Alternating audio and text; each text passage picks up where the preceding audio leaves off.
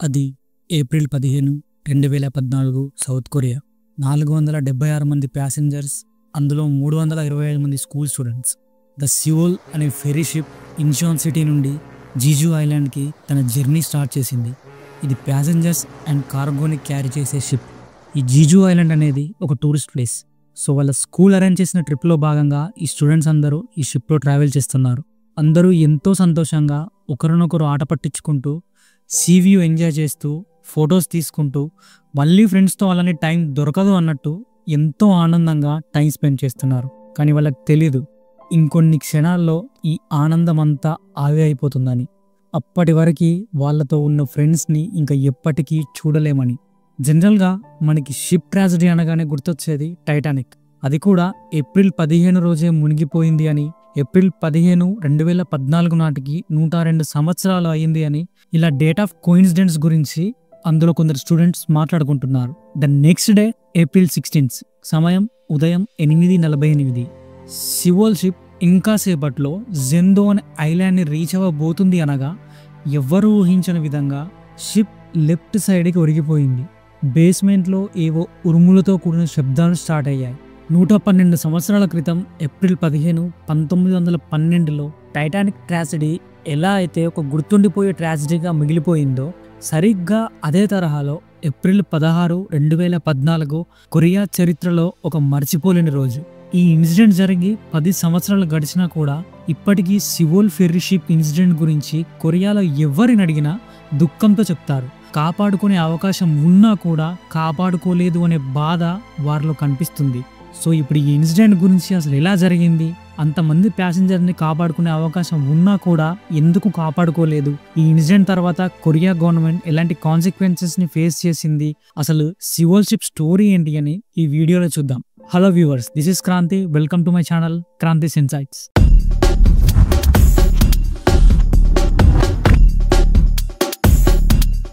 నార్మల్గా ఇలా passengers and కార్గోని carry చేసే షిప్స్కి దాని లైఫ్ టైం 20 years ఉంటుంది. ఈ సియోల్ షిప్కి అప్పటికే 18 సంవత్సరాలు కంప్లీట్ అయిపోయినాయి. ఇలా లైఫ్ టైం దగ్గరకు వచ్చిన షిప్స్ని రీసైక్లింగ్ అన్నా చేస్తారు, లేదా మాడిఫై చేసి అది ఉన్న కండిషన్కి తగ్గట్టు ప్యాసింజర్స్ అండ్ కార్గోని క్యారీ చేసే కెపాసిటీని చూసుకుంటారు. ఇలా సియోల్ షిప్ని మాడిఫై చేసిన తర్వాత దాని కెపాసిటీ వచ్చి 987 tons. బట్ ఇన్సిడెంట్ జరిగిన రోజు అది క్యారీ చేస్తున్న ఓన్లీ కార్గో వెయిట్ మాత్రం 3600 tons. జనరల్గా ఒక షిప్ కార్గోని క్యారీ చేస్తుంది అంటే టెక్నికల్గా చాలా విషయాలు కన్సిడర్ చేయాల్సి వస్తుంది.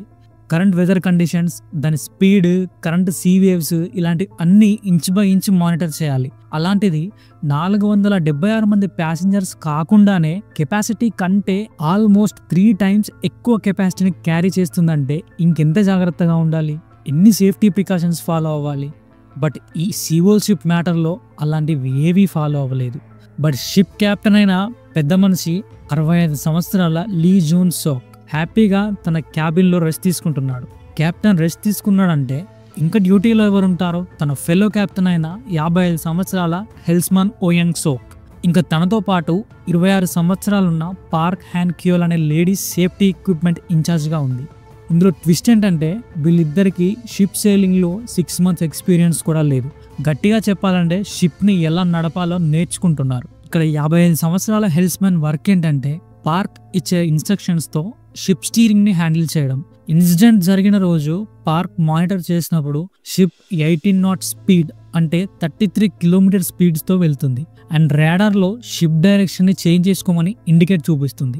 ఆ టైంలో సీ కరెంట్ వేవ్స్ కూడా చాలా హైలో ఉన్నాయి. పార్క్ రాడార్ని మానిటర్ చేసింది కానీ ఈ కరెంట్ వేవ్స్ని చెక్ చేయలేదు. ఇక్కడే ఇలాంటి టెక్నికల్ విషయాల్లోనే ఎక్స్పీరియన్స్ అనేది ఇంపార్టెంట్.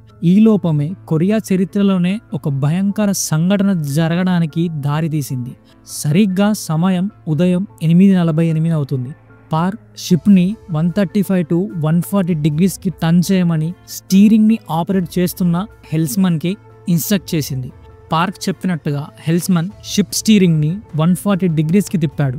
సరిగ్గా ఇక్కడే అనుకోని సంఘటన జరగడం స్టార్ట్ అయింది. స్టీరింగ్ రైట్కి తిరగడం స్టార్ట్ అయ్యింది, బట్ షిప్ కంప్లీట్గా రైట్ సైడ్కి తిరగడం లేదు. ఓన్లీ షిప్కి షార్ప్గా ఉన్న ముందు భాగం మాత్రమే రైట్ సైడ్ టర్న్ అయినట్టు అవుతుంది. బట్ షిప్ వెనక భాగం లెఫ్ట్ సైడ్కి లాగినట్టు టర్న్ అవుతుంది. ఇలా ఎందుకు అవుతుంది అంటే ఇందాక చెప్పినట్టు సీ కరెంట్ వేవ్స్ ఆ టైంలో చాలా హెవీగా ఉన్నాయి.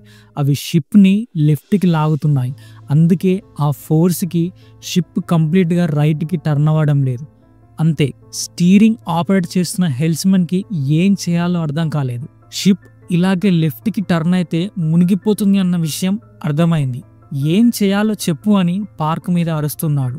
చేసేది ఏం లేక షిప్ని మళ్ళీ నార్మల్ స్టేజ్కి తీసుకురావడానికి లెఫ్ట్ సైడ్ 5 degreesకి టర్న్ చేశారు. అయినా కూడా షిప్ నార్మల్ స్టేజ్కి రాలేదు. మళ్ళీ 10 degrees లెఫ్ట్కి టర్న్ చేశారు. సడన్గా స్టీరింగ్ ఆపరేట్ చేస్తున్న హెల్స్మెన్ కంట్రోల్ తప్పి ఆటోమేటిక్గా తిరగడం స్టార్ట్ అయింది. అది చూసి ఇద్దరు షాక్ అయ్యారు. 6825 టన్స్ని క్యారీ చేస్తున్న షిప్ సెంట్రిఫికల్ ఫోర్స్ కంట్రోల్ తప్పి లెఫ్ట్కి ఒరిగిపోవడం స్టార్ట్ అయింది. ఇలా లెఫ్ట్కి ఒరుగుతున్న షిప్స్ చాలా కేసెస్లో మళ్ళీ నార్మల్ పొజిషన్లోకి వచ్చేస్తాయి. ఈ షిప్ కూడా అలాగే వచ్చేదేమో.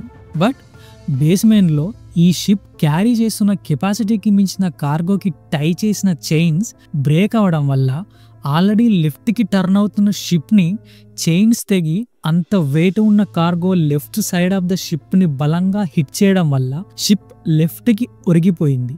ఇంట్రోలో బేస్మెంట్లో ఏదో ఉరుముల శబ్దంలాగా వినబడింది అని చెప్పా కదా, అదే ఇది.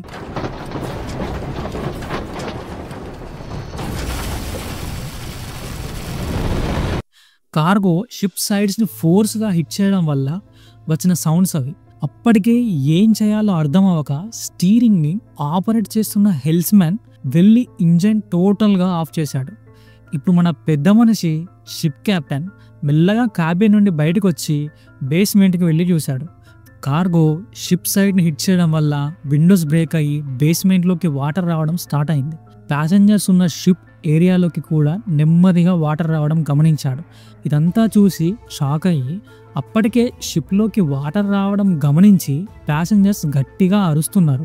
వెంటనే మన పెద్ద మనిషి అయిన కెప్టెన్ కంట్రోల్ రూమ్కి వెళ్ళి మైక్ తీసుకొని ఈ షిప్ ఇంకాసేపట్లో మునిగిపోతుంది, కానీ ఎవరూ భయపడకండి, అందరూ లైఫ్ జాకెట్స్ వేసుకొని వెయిట్ చేయండి, రెస్క్యూ టీం ఖచ్చితంగా మనల్ని కాపాడడానికి వస్తుంది అని వణుకుతూ వార్నింగ్ అనౌన్స్ చేశాడు. అప్పటికి టైం 8:52. ఎగ్జాక్ట్గా 5 నిమిషాల తర్వాత షిప్ ఆల్మోస్ట్ లెఫ్ట్కి ఒరిగిపోయింది. అప్పటికే బోట్లో ఉన్న ప్యాసింజర్స్ అండ్ స్టూడెంట్స్ వాళ్ళ పేరెంట్స్కి రిలేటివ్స్కి కాల్ చేసి ఈ ఇన్సిడెంట్ గురించి భయంతో బాధతో చెప్పుకుంటున్నారు. అందులో ఒక స్టూడెంట్ ఎమర్జెన్సీ నెంబర్కి కాల్ చేసి అక్కడ జరుగుతున్న సిచ్యువేషన్ని చెప్పింది. ఈ స్టూడెంట్ చేసిన కాల్ తర్వాత కెప్టెన్ అప్పుడు ఎమర్జెన్సీకి సిగ్నల్ పంపాడు. షిప్ నుండి ఈ 2 సిగ్నల్స్ వెళ్ళిన వెంటనే రెస్క్యూ టీం బోట్స్తో షిప్ మునిగిపోతున్న ప్లేస్కి స్టార్ట్ అయింది. అక్కడ ప్యాసింజర్స్ అందరూ రెస్క్యూ బోట్స్ వచ్చి వాళ్ళని కాపాడుతాయని ఎదురు చూస్తున్న టైంలో క్రూ మెంబర్ ఇంకో అనౌన్స్మెంట్ ఇచ్చారు. ఎవరు ఉన్న ప్లేస్లో నుండి 1 ఇంచు కూడా కదలొద్దు, షిప్ ఆల్రెడీ ఒక పక్కకి ఒరిగిపోతుంది, మీరు చిన్న మూమెంట్ ఇచ్చినా చాలా ప్రమాదం అని అనౌన్స్ చేశాడు.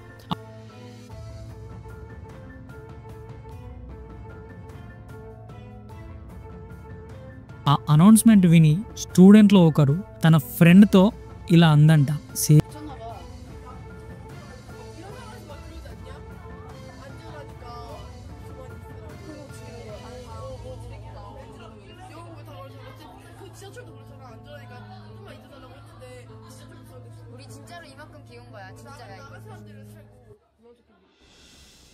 ఇలాగే ఒక ఇన్సిడెంట్లో కూడా ఇలాంటి ఇన్స్ట్రక్షన్ ఇచ్చారు, ఎవరిని కదలొద్దు అని.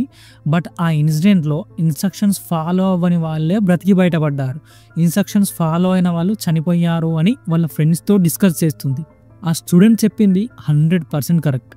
ఇక్కడ జరగబోయేది కూడా అదే. 8:48కి షిప్ పక్కకి ఒరగడం స్టార్ట్ అయింది. ఎగ్జాక్ట్ 40 minutes అంటే 9:39కి రెస్క్యూ టీం ఆ షిప్ ఉన్న ప్లేస్కి వచ్చింది. అప్పటికే ఆ షిప్ మెల్లగా సీలోకి సింక్ అవ్వడం గమనించారు. ఈ ఇన్సిడెంట్ మీడియా వాళ్ళకి తెలిసి అక్కడ చేరుకొని టీవీలో లైవ్ టెలికాస్ట్ చేశారు. టీవీలో ఆ ఇన్సిడెంట్ చూస్తున్న ప్రతి ఒక్కరూ ఆ షిప్ మునిగిపోకుండా అందులో ఉన్న వాళ్ళకి ఏం జరగొద్దు అని ప్రార్థిస్తున్నారు. ఇది తెలిసి వెంటనే గవర్నమెంట్ లైవ్ టెలికాస్ట్ ని డిస్కనెక్ట్ చేసింది. అక్కడ షిప్ దగ్గరికి ఫస్ట్ ఒక చిన్న రెస్క్యూ బోట్ చేరుకుంది. ఆ బోట్లోకి వెళ్ళి ఫస్ట్ ప్రాణాలు కాపాడుకుంది ఎవరో తెలుసా? ఇంకెవరు, మన పెద్ద మనిషి షిప్ కెప్టెన్. ధైర్యం చెప్పి ప్రాణాలు కాపాడాల్సిన వాడే తన ప్రాణాలు కాపాడుకోవడానికి ముందు వచ్చిన బోట్లో ఎక్కాడు. తర్వాత వచ్చిన బోట్లో షిప్ క్రూ మెంబర్స్ 14 మందిని రెస్క్యూ చేశారు. ఇదంతా ఫస్ట్ టీవీలో లైవ్ టెలికాస్ట్ అయినప్పుడు రికార్డ్ అయింది. లేకపోతే మన కెప్టెన్ పెద్ద మనిషి షిప్ క్రూ మెంబర్స్ నిజస్వరూపం ఎప్పటికీ తెలిసేది కాదు. ఇంకా హైలైట్ ఏంటంటే కెప్టెన్ రెస్క్యూ బోట్ ఎక్కుతూ విండో నుండి చూస్తున్న స్టూడెంట్స్తో ఎవరు కదలకండి, దూకకండి అని చెప్పి మరీ రెస్క్యూ బోట్ ఎక్కాడంట. అప్పటికే టైం 9:50 అయింది. నెక్స్ట్ రెస్క్యూ బోట్లో ఇంకో 80 మెంబర్స్ని రెస్క్యూ చేశారు. అప్పటికే షిప్ 60% పక్కకి ఒరిగి మెల్లగా మునిగిపోతుంది. ప్యాసింజర్స్ అందరూ షిప్లో ఒక పక్కకి పడిపోయారు. రెస్క్యూ టీం ఎంత తొందరగా రెస్క్యూ ఆపరేషన్ చేసినా కూడా రెస్క్యూ బోట్స్ రెస్క్యూ చేసిన వాళ్ళని ఒడ్డుకు చేర్చి తిరిగి రావడానికి సమయం పడుతుంది. సమయం గడిచిన కొద్దీ సీ వాటర్ షిప్లో ప్యాసింజర్స్ ఉన్న ప్లేస్ని రీచ్ అవుతుంది. కొందరు ప్యాసింజర్స్ ఇంకా లాభం లేదు అనుకొని కెప్టెన్ చెప్పిన మాటలు పట్టించుకోకుండా ధైర్యం తెచ్చుకొని షిప్ మీదకి పరిగెత్తి 50 ఫీట్ హైట్ నుండి సీలోకి దూకారు. ఇంకొందరు రైట్ సైడ్ ఉన్న షిప్ మిర్రర్ల నుండి దూకారు. అలా దూకిన వాళ్ళని రెస్క్యూ టీం సేవ్ చేసింది. యాక్చువల్గా అలా దూకిన వాళ్ళే బ్రతికారు. షిప్లో చాలామంది రెస్క్యూ టీం వచ్చి వాళ్ళని కాపాడుతుంది అని ఎదురు చూస్తున్నారు.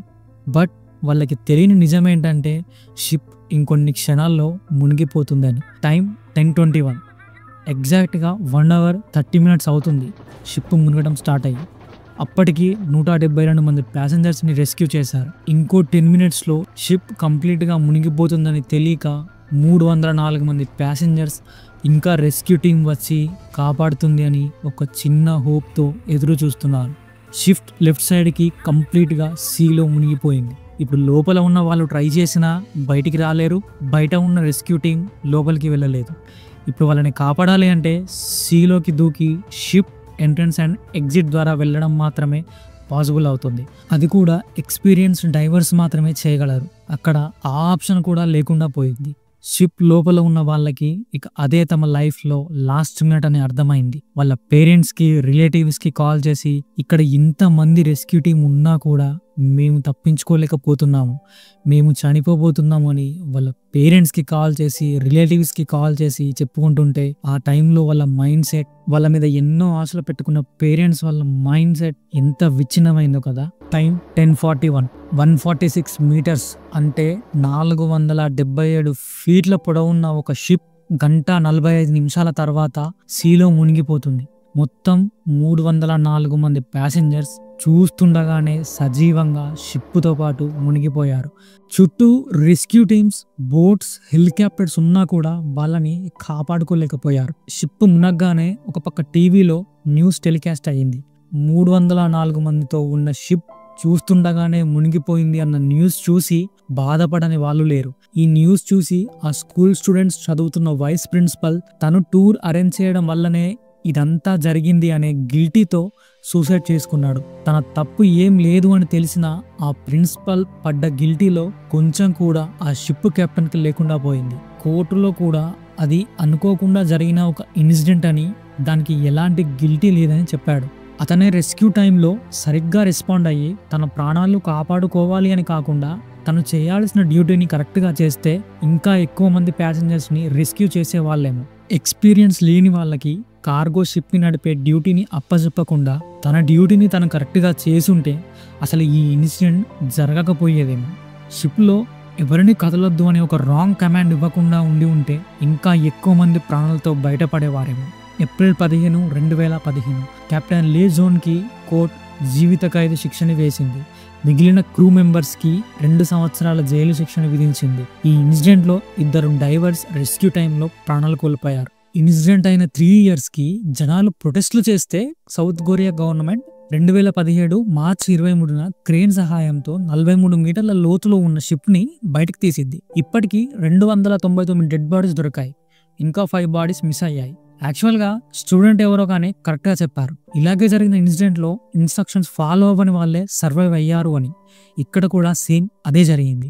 నిజంగా ఇది బాధ్యత రాహిత్యం వల్ల 304 మంది ప్రాణాలు కోల్పోయిన బాధాకరమైన సంఘటన. సో ఇది ఫ్రెండ్స్ సౌత్ కొరియాలో జరిగిన సియోల్ ఫెర్రీ అనే ఇన్సిడెంట్. Thanks for watching.